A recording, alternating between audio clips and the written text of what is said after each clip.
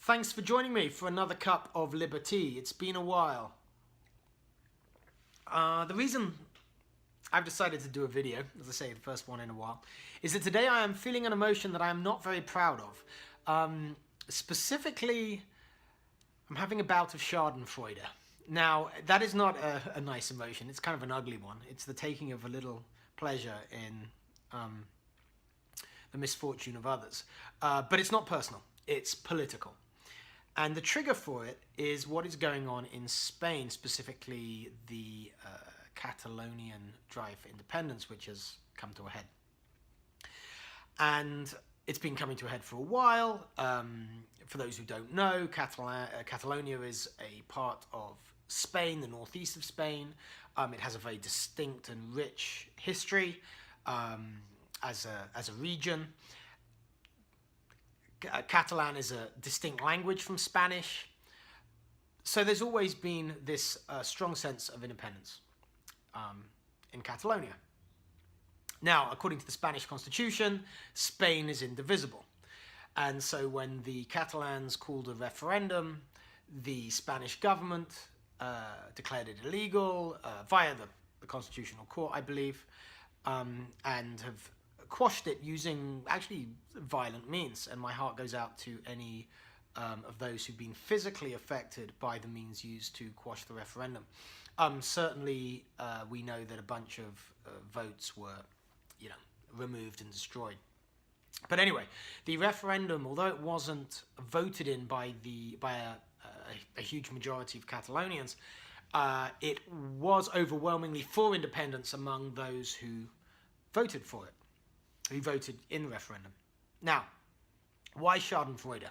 Well, you may remember that I think it was 3 years ago, in 2014, the British had a referendum, or rather the Scots had a referendum, as to whether they would like to stay British, a nation within the United Kingdom, or whether they wanted to become a completely independent country.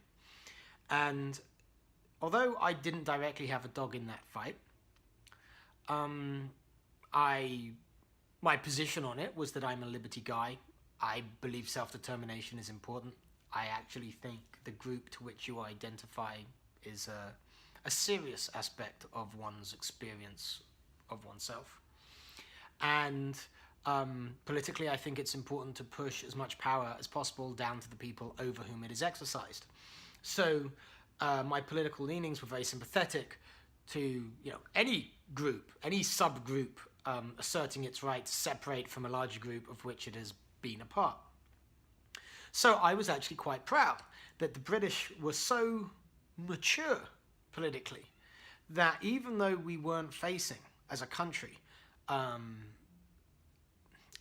some kind of violence or threat from within to force us into this referendum as a country, we nevertheless did it.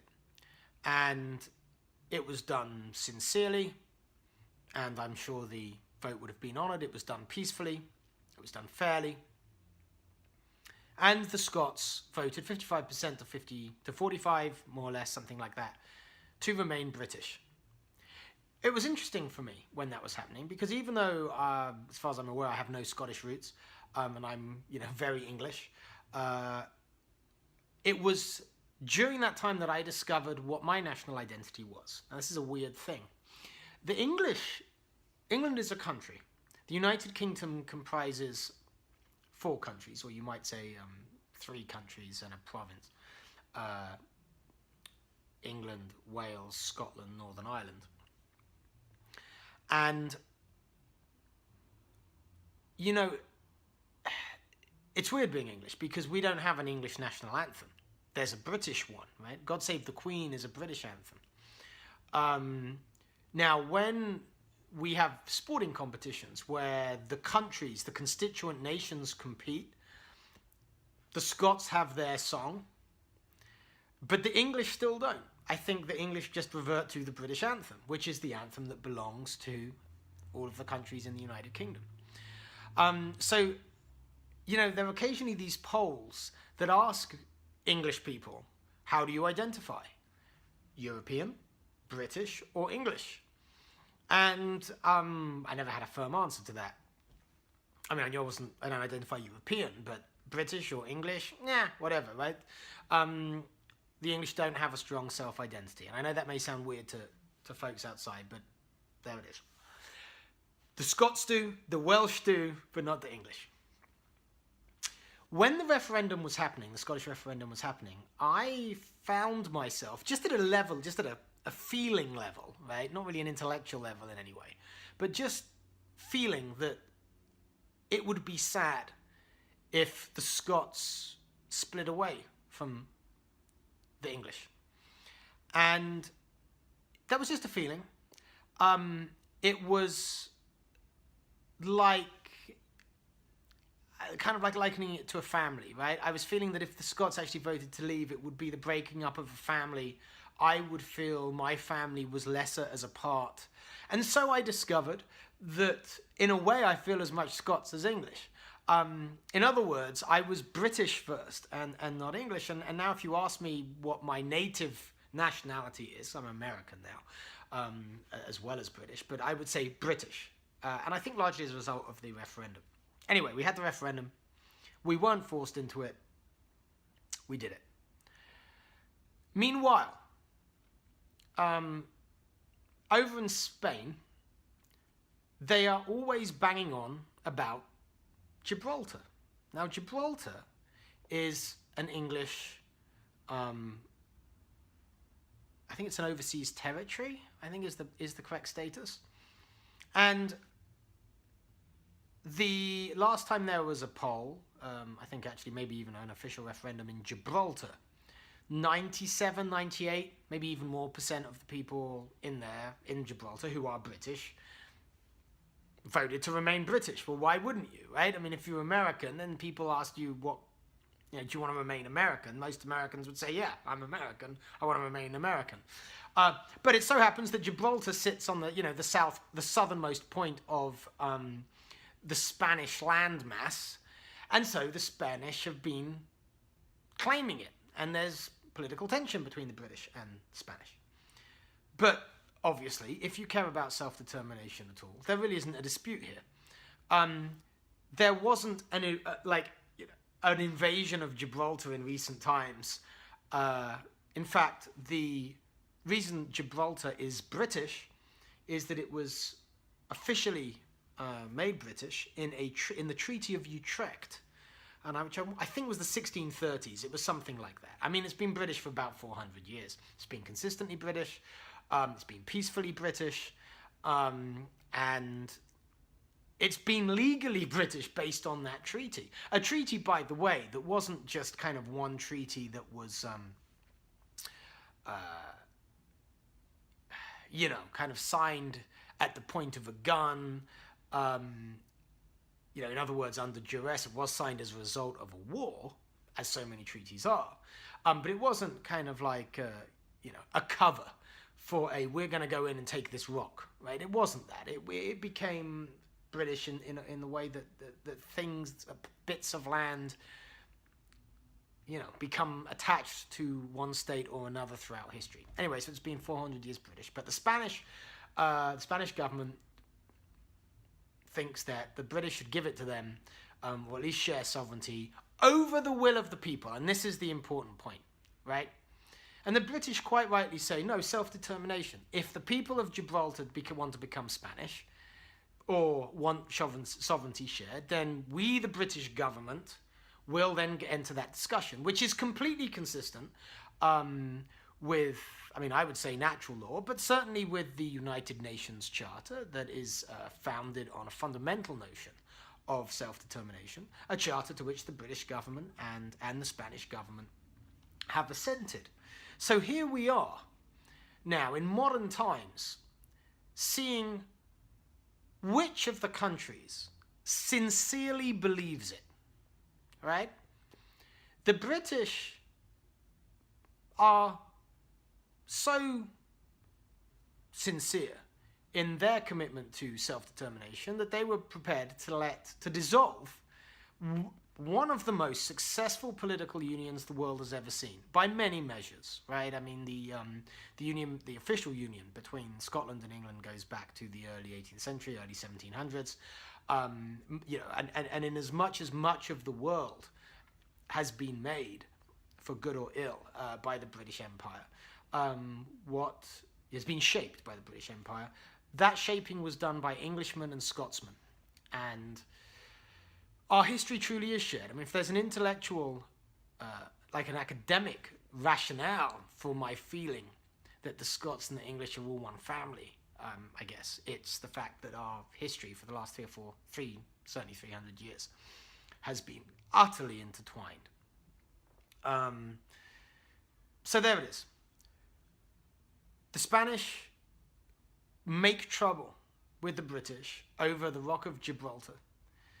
The British have their priorities right in terms of political principle, I think, as evidenced by their offering the referendum to the Scots who are themselves British, and allowing them peacefully to go. Meanwhile, the Spanish meet the Catalan Spaniards, as they currently are, with threats and violence. Now, look, I believe in the rule of law. I understand that the Constitution of Spain says that Spain is indivisible.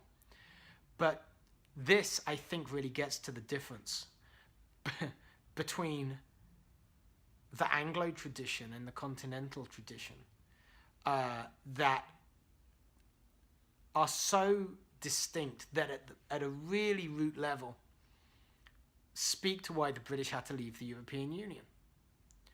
You see, the European Union is top down. It has that sensibility that the Spanish are meeting the Catalonians with. The British don't. British society is more civil. The Anglo tradition, I just can't conceive in Britain that the Scots could be met with the same things that the Catalonians have been met with as they seek independence. I mean, even if it can't be done the way the Catalonians are doing it, based on the Spanish Constitution, they could not be met with force. They could be treated on a level. They could be approached with the a priori assent to self-determination, to the civilized idea that who wants to be in a family with people who you have to force to be in it? I mean, it ain't cricket, as we say in England, right? There's just something not that civilized about it. And I really think this speaks to the fundamental political difference between the Anglo tradition and the continental one. And I know to say there's one continental political tradition is absurd. I get that. But it's, whatever it is, whatever they are, it is in contrast to the Anglo tradition of the Constitution not even being written, of it coming up from the people, like the law coming up from the people, versus the state imposing on the people, imposing the law on the people, such as in the Napoleonic Code, right? Such as in the Roman approach to law, which is much more evident in the EU. So there it is. I feel that because of the contrast between how a drive for independence was handled among the British and how it has been handled by the Spanish in very parallel situations, and, by the way, how the EU has not responded, let us say, efficiently and effectively to the crisis in Spain with a restatement of the principles that it supposedly believes in, this self-determination, etc., etc. And is also quite happy, by the way, and has done this, to use Gibraltar which is British, right, as per self-determination and 400 years of history, to use that as a kind of almost like a bargaining chip in the initial, some of the initial letters that were exchanged when the British voted for Brexit. The EU made a point of saying that the Spanish would have to consent to whatever whatever we come to, the EU and the British, with respect to leaving, with respect to Brexit, the Spanish would have to consent to its application in Gibraltar. Now, that was kind of clever, because obviously all the nations of the EU have to assent to whatever deal the British do with the EU, including Spain, for whatever reason, right? But it was just a little poke. And frankly, it shows the kind of people they are. I really believe that about the EU. I'm sorry for what's happening in Spain. But look, Spain, if you want to be taken seriously as having any moral basis for your claim over Gibraltar, which,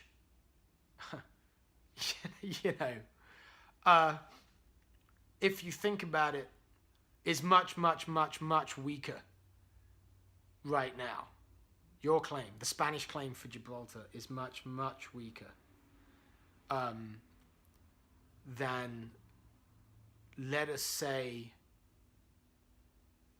the Catalonian claim to independence, right? Just based on this principle of self-determination, which the Spanish government supposedly assent to through the EU and through the United Nations. If you're going to be taken seriously, Spain, you've got to sort this out. And I really, I'm proud of this Anglo tradition when I see it contrasted with what's coming out of Europe right now. Yeah. So anyway, that's how I feel. I think it's shown up the EU for who they are. And I hope it reinforces the feelings among the British, actually, about the importance of self-determination of all the people of Britain, or people who identify British, as well as, identify other races, right? I hope it causes the British to stand strong alongside the Gibraltarians, the Falkland Islanders, whoever it is. And I hope as a matter of liberty, and again, not because of some, it's the land, it's British, rah, rah, fly the flag, not because of that, but because people have a right to determine who governs them and how. That's all. And, and it's obvious, you can tell where the right is, because you can tell which direction the violence goes, right? Right, in as much as the Spanish have to use violence against the Catalans, that tells you where the governance should be. In as much as to govern the Falkland Islanders, the Argentinians in the 80s had to use violence against them, that tells you where the moral right is. It would be the same with Gibraltar, right? The only way the Spanish could get Gibraltar would be as an act of violence against all of the people over whom they would be seeking to rule. So well done, Brits, for that Scottish referendum. I hope the maturity with which it was offered speaks to part of the reason that the majority of Scots actually decided to stay British. Perhaps the lack of moral consistency with which the Catalonians have been met will actually strengthen the Catalonian cause. And frankly, all the while, Spain, you're bullying my native countrymen in Gibraltar, that'll be exactly what you deserve. Okay, that's all. Thank you.